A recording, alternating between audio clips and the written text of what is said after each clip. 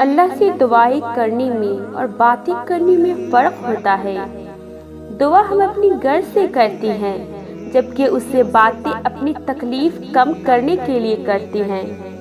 جانتا تو وہ سب ہے، پھر بھی اسے بتا کر اس کے سامنے رو کر سکون ملتا ہے۔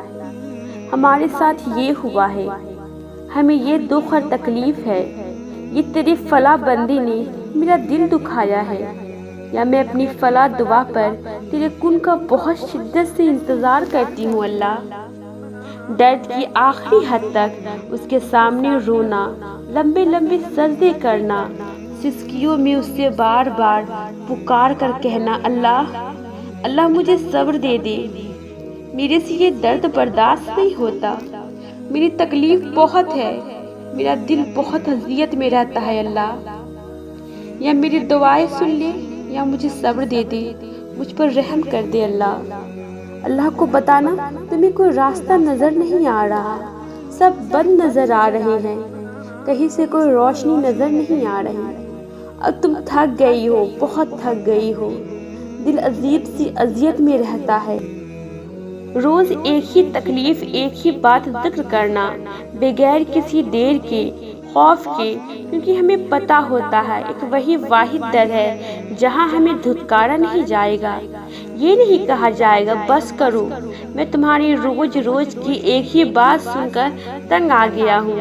تم روز ایک ہی رونا رونے آ جاتی ہو، روز روز ایک ہی بات، روز روز کا رونا دھونا، میں تنگ آ گیا ہوں سن کر۔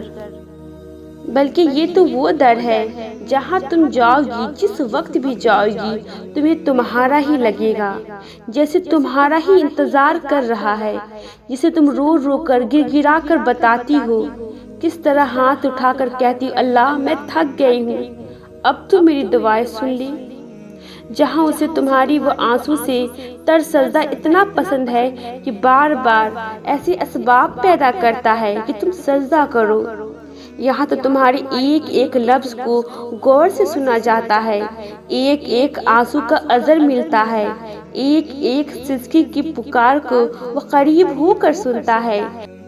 تمہارے بار بار اللہ پکارنے پر وہ تمہیں اپنی رحمت میں سمیٹ لیتا ہے، اور جیسے ہی تم اپنی ساری تکلیف اس کے سامنے کھول کر رکھ دیتی ہو تو تمہاری ریزہ ریزہ وجود کو پھر سے اکٹھا کر دیتا ہے، اور تمہارے دل میں سکون پھونک دیتا ہے، اور تمہارے سارے زخموں پر ایسے مرہم رکھ دیتا ہے جیسے ان زخموں میں کبھی تکلیف تھی ہی نہیں۔ اس لیے اللہ سے دعا کرنے اور باتیں کرنے میں بہت فرق ہوتا ہے۔